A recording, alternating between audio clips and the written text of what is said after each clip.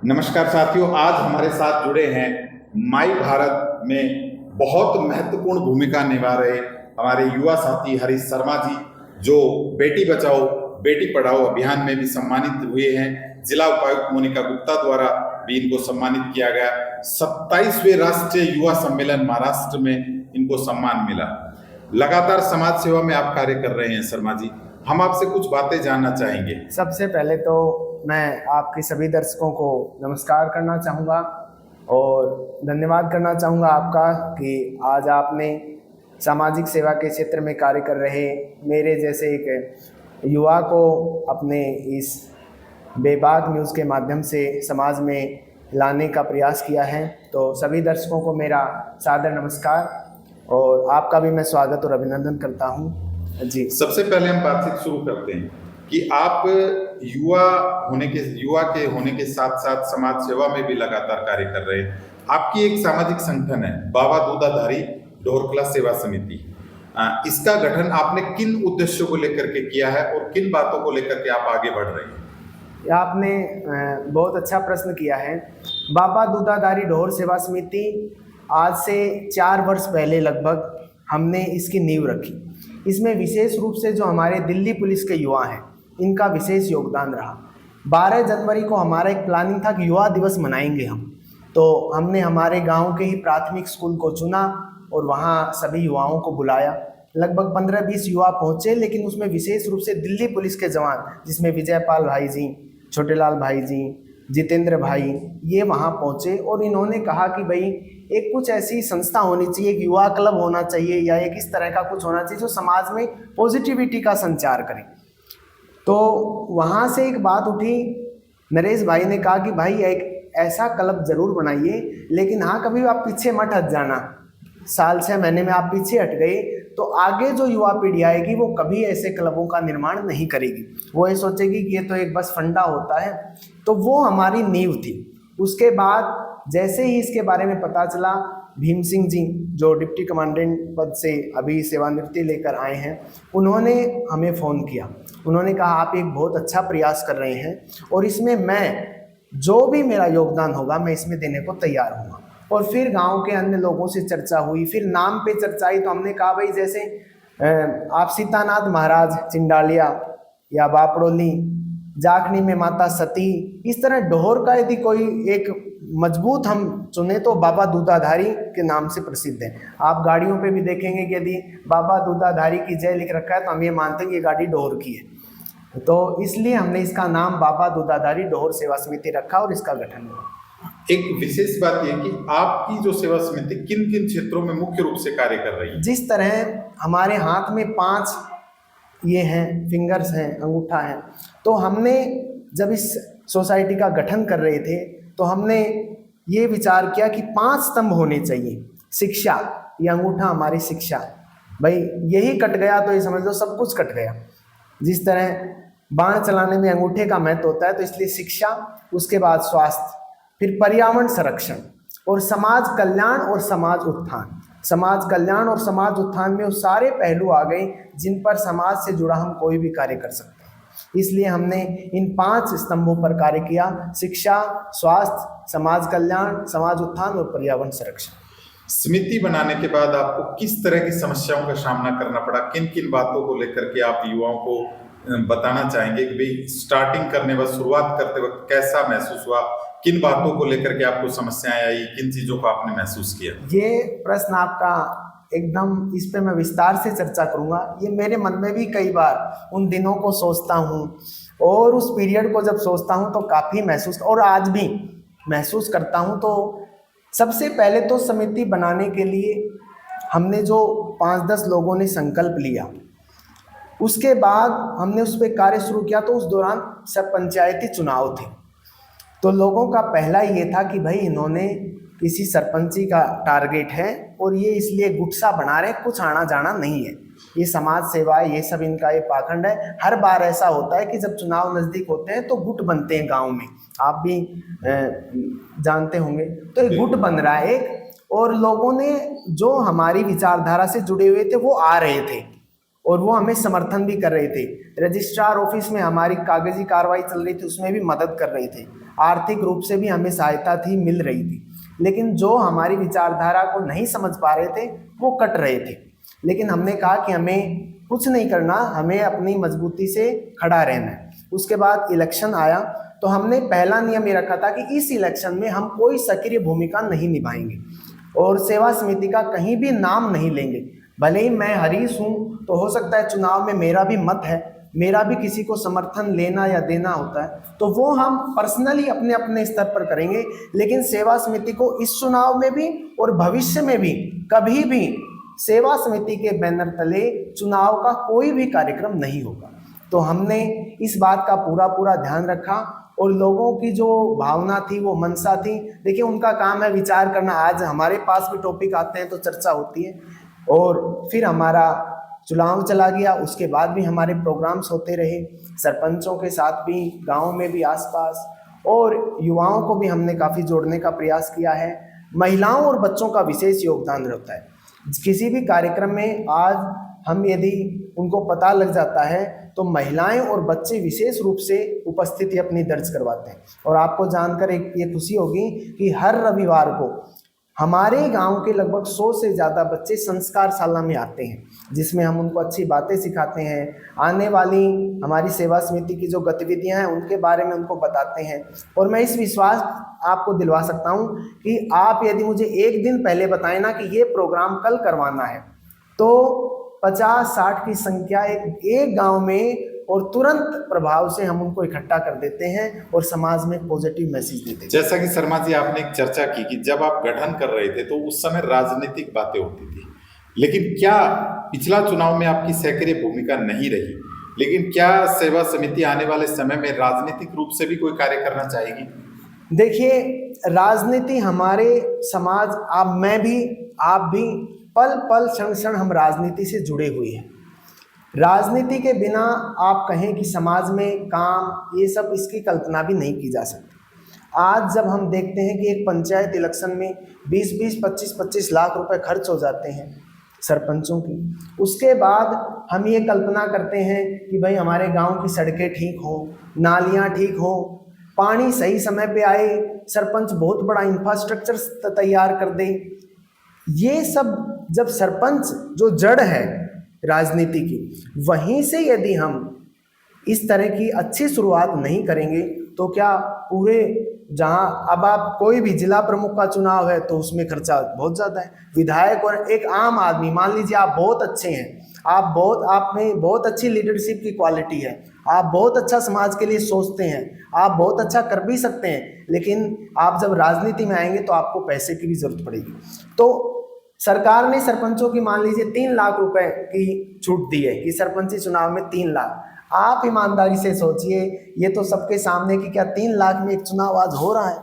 तो हमारी सेवा समिति भले ही अब अपनी अपनी सबकी क्वालिटी है, लेकिन कहीं ना कहीं सकारात्मक परिवर्तन के लिए राजनीतिक क्षेत्र में भी लोगों को प्रेरित और प्रोत्साहित करेगी, जिससे जब तक राजनीति में सुधार नहीं होगा तब तक जो हम विकसित भारत का स्वप्न देख रहे हैं, जो ग्रामीण विकास का स्वप्न देख रहे हैं, जो समाज कल्याण और समाज उत्थान का स्वप्न देख रहे हैं, जो युवाओं को आगे आने का स्वप्न देख रहे हैं, जो एक गरीब लोग है उसमें अच्छी लीडरशिप की क्वालिटी है उसको आगे लाने का स्वप्न देख रहे हैं, वो कैसे संभव होगा। इसलिए ये निश्चित है, सेवा समिति भले ही सेवा समिति के बैनर तले कभी भी वोट नहीं मांगेंगे, लेकिन समाज को राजनीतिक क्षेत्र में अच्छी तरह उनकी सोच बदले, सकारात्मक दिशा में युवा बढ़े, चुनाव खर्च से लेकर और भी विभिन्न तरह की जागरूकता। हमने लोगों को मतदान के लिए प्रेरित किया, हमने लोगों को ज़्यादा से ज़्यादा, जब चुनाव थे तो उनको गर्मी की व्यवस्था थी तो हमने ये कहा कि भाई यहाँ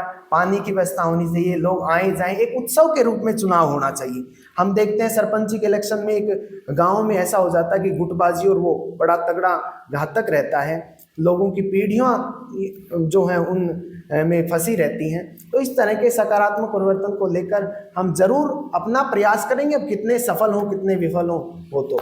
आपसे एक महत्वपूर्ण सवाल ये कि आपने जो अपनी संस्था बनाई है क्या आने वाले समय में आप अपने लिमिटेड क्षेत्र से निकल करके बाहर भी इसको फैलाना चाहेंगे, दूर तक इसके कार्य को बढ़ाना चाहेंगे, या अपना एक क्षेत्र सीमित रखना चाहेंगे? ये आपने बहुत ही अच्छा प्रश्न किया। जब मैंने भी सबके साथ चर्चा की थी, तो जिस तरह से एक पेड़ की शुरुआत बीज से होती है और बीज एक जगह होता है, फिर वो वटवृक्ष बनता है, तो मैंने अपने ही गांव को क्यों चुना। सामाजिक सेवा के क्षेत्र में यदि हमारी सेवा समिति नारनौल में जाके कार्य करे तो मैं मानता हूँ कि बहुत अच्छा रहेगा। महेंद्रगढ़ में काम करे और भी अच्छा रहेगा, हरियाणा में काम करे। और हमारे ईश्वर कर्नल जी हैं, उनको मैंने एक उसमें बुलाया कार्यक्रम में, हमने सबने उनको इनवाइट किया कि सर आप हमारे गांव की प्रमुख हस्ती हैं तो आप आइए। तो वो आए, तो उन्होंने कहा कि भाई बहुत अच्छा, क्योंकि हमारे गांव ने महेंद्रगढ़ का पहला आईएएस दिया है कृष्ण कुमार जी। तो जब इतनी बड़ी बड़ी हस्तियां हमारे गांव में हैं, उनको एक मंच नहीं मिलता।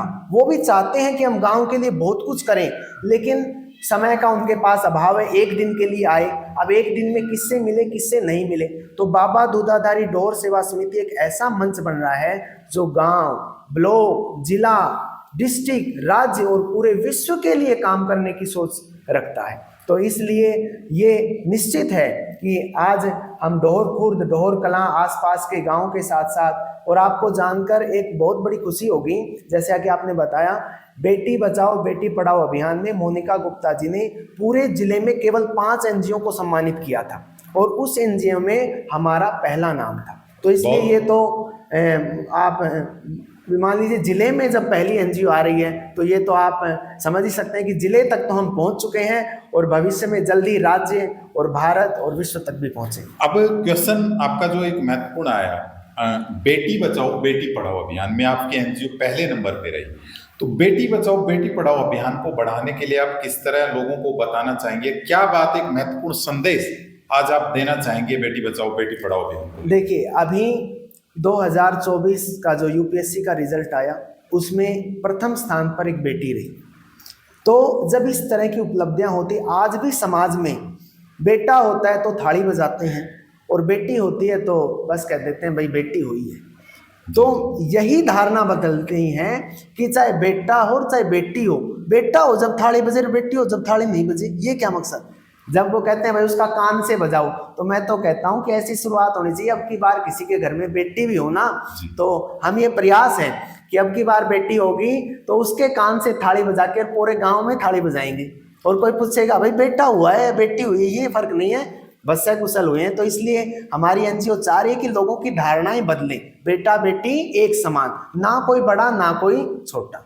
अभी एक आपका अभियान बड़ा चर्चा में है इस समय कि आप पिन्नी, वेस्ट पिन्नी जो पर्यावरण को सबसे ज्यादा प्रदूषित कर रही थी, उसको इकट्ठा करना और उसका मैनेजमेंट, वेस्ट मैनेजमेंट को लेकर के आप कार्य कर रहे हैं, तो लोगों को क्या कहना चाहेंगे और किस तरह आपकी समिति इसमें कार्य कर रही है? देखिए, मैं एक जगह स्वच्छता अभियान में गया, तो स्वच्छता अभियान में झाड़ू लगा के कूड़ा इकट्ठा करके इधर उधर कर देते, तो वहाँ मैंने सोचा ये क्या स्वच्छता अभियान है। हमने झाड़ू कूड़ा वहाँ पड़ा था, इधर से करके वहाँ डाल दिया, वहाँ से वहाँ डाल दिया, ये तो फोटो अपॉर्चुनिटीज़ हैं केवल। तो फिर मैंने घर आके सोचा कि कूड़े का 2 ही हैं, एक तो जो कूड़ा गल सड़ सके खाद बन सकता है वो, और एक दूसरा ये पन्नियां हैं और कूड़ा नहीं है कुछ ज़्यादा। तो जो खाद बन सकता है, चाहे वो पेड़ के पत्ते हों, चाहे हमारे अपशिष्ट पदार्थ हों, चाहे भोजन में बचा कुचा खाना हो या फल सब्जियों के छिलके हों, उनकी तो खाद बनाई। और वो कहीं भी खेत में, पंचायती खेत हर गांव में होते हैं, अरे एक जगह कम से कम 2 ट्रॉली एक साल की गई तो उनमें कुछ तो खाद लगी। जी जी। पेड़ पौधों को भार के भी उनको आग नहीं लगानी चाहिए पत्तों को, क्योंकि वो तो उनकी नेचुरल खाद है। उनको उसी पेड़ के नीचे कोई गड्ढा खोद के वहां दबा देना चाहिए ताकि वो खाद उस पेड़ को कभी ना कभी तो पोषण दे। दूसरा बात आती है कि जो खाद नहीं बन सकते, जो पन्नियां हैं, मैंने कई जगह बात की, जो नेशनल लेवल पर भी जो कार्य कर रहे हैं, तो उन्होंने मुझे ये कहा कि प्लास्टिक, ये जो कुरकुरे चिप्स वाली है ना, इसका रिसाइकिल बहुत कम हो रहा है, हो ही नहीं रहा, क्योंकि ये बहुत ऐसी, इसमें 2-3 लेयर आती हैं और उनका रिसाइकिल करने में काफ़ी दिक्कत आ रही है। तो मैंने कहा अभी ये समस्या क्या, तो हमने एक अभियान चलाया कि पेड़ पौधों का संरक्षण भी होगा। हम जैसे स्कूलों में क्यारी बनाते हैं, एक बोतल में आप उन पन्नियों को भरते जाइए। 1 लीटर की बोतल में कम से कम 250 ग्राम पन्नियाँ भरी जाती हैं। 250 ग्राम पन्नी एक बोतल एक में आप बोतल पैक कर देते हैं। और वो फिर इतनी टाइट हो जाती है कि वो ईंट की तरह मजबूत हो जाती है। और फिर हम पौधों की क्यारी बनाते हैं उससे, तो वो निश्चित रूप से 100, 200, 500 साल तो कहीं जाने वाली नहीं है। एक तरह वो पौधों का संरक्षण भी होगा, वो जगह पौधों के लिए वेरीफाई हो गई कि भाई यहाँ पौधे ही लगेंगे। यदि वो कोई पौधा सूख भी गया तो दूसरा पौधा लगेगा, तो हरियाली भी सुरक्षित हुई। और जो पन्नियाँ इधर उधर उड़कर पर्यावरण को प्रदूषित कर रही थी वो सजावट में भी काम आई। हमारी ईंटों जो एक बहुत बड़ा घर बनाने में काम आती हैं, वो वेस्ट वहाँ की बजाय घर बनाने में काम आएंगी, तो संसाधन का भी सीमित उपयोग होगा। तो इसलिए ये अभियान हमने चलाया हुआ है। आशा ही नहीं, अब तो विश्वास है कि जो दर्शक आपके देख रहे हैं, सुन रहे हैं, वो घर में एक बोतल लगा लें अपनी, और उसमें जो भी पन्नी आए वो उसमें डाल दो। जो भी पन्नी आए, कुरकुरे खाया पन्नी उसमें डाल दो, चिप्स खाया उसमें डाल दो। और बाकी जो खाद बन सकता है वो कहीं भी आप एक जगह घर में या अपने आसपास जो भी आपको लगती है वहाँ पे डाल दीजिए, खाद बनेगी। जो भी वहाँ कार्यरत पंचायतें हैं वो उनको खाद में यूज करें। एक किशन शर्मा जी, बहुत ज़्यादा हमारे समाज में हम देख रहे हैं, हमारे समाज का जो युवा है वो नशे की तरफ बढ़ रहा है, और प्रशासन उस चीज़ को लेकर के काफ़ी सक्रिय है कि नशा मुक्ति की जाए, हमारे गाँव को नशा मुक्त बनाया जाए। उस सिलसिले में आपकी समिति भी बड़ा कार्य कर रही है, तो आपकी समिति किस तरह युवाओं को इस मामले में प्रेरित कर रही है, और आप क्या कहना चाहेंगे, युवाओं को क्या संदेश देना चाहेंगे? एक मैं छोटी सी कहानी सुनाना चाहूँगा इसमें, और फिर मैं बताऊँगा आपको कि एक बार ये कहानी मैंने कहीं पढ़ी थी तो मुझे याद आ रही है आपकी इस नशा मुक्ति से लेकर। आज भी हमारे गांव में नशा करने वाले 20% ही हैं, अच्छे लोग 80% हैं। लेकिन होता क्या है कि एक स्कूल में 100 बच्चों से पूछा गया कि आप नाश्ते में क्या खाएंगे, तो भाई किसी ने कहा हलवा, किसी ने कहा पूरी, किसी ने कहा खीर, सबने अच्छे अच्छे भोजन के नाम लिए। लेकिन 20 लोग बोले यार खिचड़ी खाएंगे। तो उन 20 लोगों ने बात की और बोला भाई बिना बताए हम खिचड़ी को वोट करके आएंगे। प्रिंसिपल ने वोटिंग के लिए बुलाया, सभी ने 20 ने खिचड़ी को वोट दिया, और लोगों ने हलवा, कितने स्वादिष्ट व्यंजन, खीर और जलेबी, इमरती, इनका नाम दिया। जब लिस्ट निकाली गई तो बोला भाई बहुमत किसका है, बोला भाई खिचड़ी का, बोला भाई खिचड़ी ही बनेगी। समाज में संगठन की बहुत ज्यादा जरूरत है। आज भी जो अच्छाई है वो समाज में 80% है और बुराई है वो 20% है। नशे वाले लोग साथ रहते हैं, अपना ग्रुप बनाकर रहते हैं, तो उनका नाम एक दूसरे का नहीं फैलता बल्कि ग्रुप का फैलता है। और अच्छे लोग अकेले अकेले चलना चाहते हैं कि मैं हलवा खाऊंगा, मैं खीर खाऊंगा, मैं पूरी खाऊंगा, मैं चूरमा खाऊंगा, वो अकेले दौड़ना चाहते हैं, वो संगठित नहीं होना चाहते। तो इसलिए जब तक ये 80 लोग संगठित होकर एक राय नहीं बनाएंगे कि भाई हम क्या बना सकते हैं, आज दिवाली है तो आज खीर बना लो, आज होली है तो आज चूरमा बना लो, आज बासोड़ा है तो आज गुलगुले बना लो, यानी जो भी संगठन होकर चर्चा करके बातें करके कार्य नहीं करेंगे तब तक थोड़ा इसमें असमंजस होगा। लेकिन मैं जब भी युवाओं से मिलता हूं उनको यही कहता हूं कि नशा आपके लिए भी, आपके परिवार के लिए भी, पीढ़ियों के लिए भी हानिकारक है। और उनसे जिस भी स्कूल में जाते हैं, जहाँ भी युवाओं से मिलते हैं, हम उनको एक शपथ दिलवाते हैं कि नशे को वो ना कहें। इसलिए हमारी सेवा समिति का ये प्रयास है कि अच्छे लोग एक साथ एकजुट हों ताकि वो 20 लोगों को हम सुधार सकें। जब 80 लोग होंगे तो 20 लोग खिचड़ी कैसे खाएंगे, वो उस नशे से अपने आप दूर हो जाएंगे। इसलिए 80 लोगों का साथ आना बहुत ज़रूरी है और हम निरंतर इसमें प्रयासरत हैं। जिन भी युवाओं से हम मिलते हैं, जैसा भी हम साल में यहाँ एक बार युवा कार्यक्रम खेल मंत्रालय भारत सरकार के तहत और हमारी सेवा समिति खेल का आयोजन करती है। और आपको जानकर खुशी होगी कि अब की बार जब हमने 3 साल लगातार ब्लॉक लेवल के टूर्नामेंट कराए तो वहाँ जिला उपायुक्त के साथ हमारी बैठक थी, तो उन्होंने कहा कि भाई डिस्ट्रिक्ट लेवल के टूर्नामेंट भी उसी गांव में करवाइए। तो जहां हमारा एक राजीव गांधी खेल परिसर है, वहां यदि इस तरह की गतिविधि होती हैं तो बहुत अच्छा लगेगा। तो निश्चित रूप से भविष्य में हम खेल में भी इसमें युवाओं को जोड़ेंगे ताकि वो नशे की लत से दूर हों।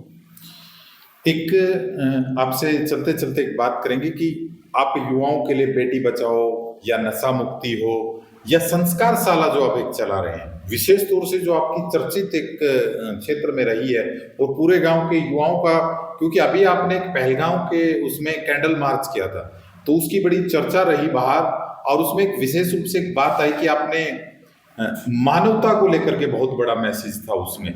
और उसमें कमेंट्स में भी हमने ये देखा था कि लोग पहला ऐसा वीडियो बता रहे थे कि जिसमें आपसी कास्टिज्म से दूर होकर के मानवता को लेकर के नारेबाजी हो रही थी, मानवता की प्रेरणा दे रहे थे। तो इन छोटे छोटे बच्चों को आप एक संस्कारशाला में किस तरह का संस्कार और किस तरह का माहौल प्रदान कर रहे हैं? देखिए, जिस तरह कुम्हार घड़े को बनाता है, पक्का घड़ा अब उसको परिवर्तित नहीं किया जा सकता, इसलिए हमने सबसे पहले इन बच्चों को फोकस किया है कि जो हमारे आने वाली जनरेशन है, आने वाली पीढ़ी है, यही हमारे भविष्य है। थोड़े बहुत पैसे हो तो मकान बनाए जा सकते हैं, कोई बात नहीं, और ज़्यादा पैसे हो तो अच्छा विद्यालय और कुछ भी इंफ्रास्ट्रक्चर भी बनाया जा सकता है। लेकिन यदि व्यक्ति निर्माण का कार्य नहीं हुआ, गांव में हम परिवर्तन लाना चाहते हैं, यदि युवा पीढ़ी में परिवर्तन नहीं हुआ, आने वाली पीढ़ी में परिवर्तन नहीं हुआ, तो फिर हम परिवर्तन की बात कैसे करेंगे। इसलिए हम बच्चों के साथ, युवाओं के साथ इंटरेक्ट होते हैं और उन्हें बताते हैं। और संस्कारशाला में भले ही 2-4% नंबर कम आ जाए, कोई बात नहीं। आज एक अच्छा IAS IPS बनता है, लेकिन यदि उसमें मानवता है, यदि उसमें जीवों के प्रति दया है, इससे सृष्टि में सबका अधिकार है। इसलिए ऊंच नीच, जात पात, इन सबकी दीवारों को तोड़कर मानव मात्र, और मानव मात्र का मैं तो कहूँगा जीव मात्र, हर जीव के कल्याण की बात हम सोचेंगे, तभी तो पूरी सृष्टि के लिए कुछ कर पाएंगे। इसलिए हमारा बच्चों पर विशेष फोकस है। और हम ये चाह रहे हैं कि बच्चों में जो विचार हो रहे हैं, जो अभी से उनमें बीज बोए जा रहे हैं, वो ऐसे बीज बोए जाएं ताकि वो स्वयं सही और गलत को समझ सके।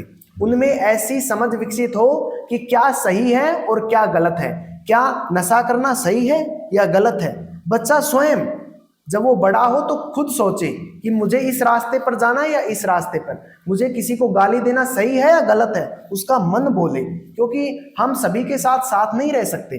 मैं कितने लोगों को समझाऊंगा, आप कितने लोगों को समझाएंगे, लेकिन स्वयं की समझ, आज नशे की तरफ जा रहे हैं युवा, क्योंकि उनके समझ विकसित ही नहीं हुई। वो ये सोचते हैं ये ठीक है, ये बहुत अच्छा है, लेकिन जब बच्चे इस बात को बचपन से सुनेंगे, अनुभव करेंगे, तो उनमें समझने की शक्ति निश्चित रूप से विकसित होगी और सही और गलत के बीच का वो भेद समझेंगे और स्वयं ही एक अच्छा रास्ता चुनेंगे और फिर उनकी सफलता को कोई नहीं रोक सकता। चलते चलते हम अब जानना चाहेंगे कोई ऐसा संदेश जो आप देना चाहेंगे युवाओं को, बच्चों को, समाज को, जो लोग ध्यान रखें और आने वाले समय में उनके लिए बहुत महत्वपूर्ण हो। देखिए, मैं 2 संदेश आपके इस बेबाक खबर के माध्यम से बताना चाहूँगा। एक तो पॉजिटिविटी, सकारात्मकता। अपना दृष्टिकोण हमेशा सकारात्मक रखना चाहिए। एक आदमी के पास गिलास में पानी आया तो नकारात्मक आदमी कहेगा अरे खाली, आधा खाली ले आया, और सकारात्मक आदमी कहेगा चलो आधा तो लेके आया। इसलिए मैं भी जहाँ तक पॉसिबल होता है, कितना भी कुछ हो, मैं अपना दृष्टिकोण पॉजिटिव रखने की ही सोचता हूँ। इसलिए जो भी ये खबर देख रहे हैं, इस इंटरव्यू को सुन रहे हैं, उनसे एक अनुरोध रहेगा कि नकारात्मकता को भूल जाइए और नकारात्मकता से दूर रहिए और नकारात्मकता में भी सकारात्मकता निकालिए। कई बार बहुत बड़ी मुसीबत आ जाती है तो मैं उसे मुसीबत नहीं मानता, मैं तो मानता हूँ कि ये तो एक अवसर है आपके लिए। आप इस मुसीबत में जाएंगे और निखरेंगे और आप सकारात्मक रूप से और आगे आएंगे। तो चाहे भले ही वो नेगेटिविटी थी या कुछ भी था, लेकिन उसमें भी आप कहीं ना कहीं कुछ तो पॉजिटिव ढूंढिए। मैं बच्चों की भी कई बार नोटबुक देखता हूँ तो मैं नकारात्मकता को थोड़ा डाउन कर देता हूँ और उसमें पॉजिटिव जो चीज़ होती है वो उन्हें बताता हूँ कि वाह, आपने तो बहुत अच्छी राइटिंग की है, आपके तो ये करने का तरीका बहुत अच्छा है। हालांकि टीचर्स से भी मैं कहूँगा कि जो चीज़ें हैं उन्हें अगले दिन बता दीजिए ताकि बच्चा समझे, लेकिन नकारात्मक बताएंगे तो वो फिर सोचेगा ये क्या हो गया। पॉजिटिविटी बताइए, जब उसका रिजल्ट आ रहा है तो सकारात्मक बताइए। और दूसरा कि व्हाट कैन आई गिव, मैं क्या दे सकता हूँ। व्हाट कैन आई गिव, आप समाज के लिए क्या दे सकते हैं। ये मत सोचिए कि उसने क्या किया, वो क्या कर रहा है। वो हम लोगों की चर्चा कर देते हैं, लेकिन व्हाट कैन आई गिव, मैं क्या दे सकता हूँ। क्या मैं उस पर खरा उतरा, क्या मैंने उतना दिया। ये 2 वाक्य आप अपने जीवन में धारण कीजिए। और रविंद्रनाथ टैगोर जी की भी वो पंक्तियां मुझे याद आ रही हैं, जो दी तोड़ डाक सुने क्यों ना से, तो वे एकला चलो रे, एकला चलो रे। तो मन में संकल्प होने चाहिए कि एक तो सकारात्मक दृष्टिकोण हो आपका हमेशा, और दूसरा किसी भी कार्यक्रम में, मैं कई बार स्कूल में जाता हूँ तो मैं जाते ही पहले वहाँ सोचता हूँ व्हाट कैन आई डू। मैं उनसे भी पूछ लेता हूँ व्हाट कैन आई डू, तो कहते हैं सर आपको ये करना है, ये करना है, या बस ये, या चेयर पे बैठ के जाना है, या आपको बच्चों को ये बताना है। तो मैं जब भी किसी के घर भी जाता हूँ तो मेरा प्रश्न अपने आप से होता है व्हाट कैन आई डू। किसी फंक्शन में भी जाता हूँ तो मेरा प्रश्न होता है व्हाट कैन आई डू। कहीं पर भी मैं जाता हूं तो पॉजिटिविटी के साथ मेरा एक ही प्रश्न अपने आप से होता है, क्या मैं उससे संतुष्ट हूं, और यदि मैं संतुष्ट हूं तो मैंने सोच लिया मेरा काम हो गया। एक बहुत बड़ा क्वेश्चन हम बीच में छोड़ गए थे और वो हमारे दिमाग में भी आ रहा है कि हमारे समाज के जो लोग हैं इस समय पढ़ाई के माहौल में बच्चों को हर माँ बाप ये चाहता है कि ज़्यादा से ज़्यादा एजुकेशन में झोंका जाए, ज़्यादा से ज्ञान प्राप्त किया जाए। लेकिन जब सामाजिक बातें आती हैं, जब समाज में काम करने की बात आती है, जब आप जैसा कोई व्यक्ति संगठन खड़ा करता है जो समाज के लिए काम करता है, तो लोग उसको कोऑपरेट करना पसंद नहीं करते उसमें। लेकिन मैं आपसे ये बात जानना चाहता हूँ, क्या पढ़ाई के साथ साथ युवा इस तरह के कार्यक्रमों में, युवा इस तरह के सामाजिक संगठनों में काम कर सकता है, तो कहीं उसका कहीं नुकसान तो नहीं, युवा गलत तो नहीं भटक रहा? सबसे पहले मैं आपको बताना चाहूँगा कि सामाजिक विज्ञान, सोशल साइंस में आदमी की परिभाषा है, मनुष्य एक सामाजिक प्राणी है, man is a social animal. तो जब आदमी सोशल है और वो सोशल कार्यों में जुड़ेगा ही नहीं तो वो सोशल कैसे बनेगा।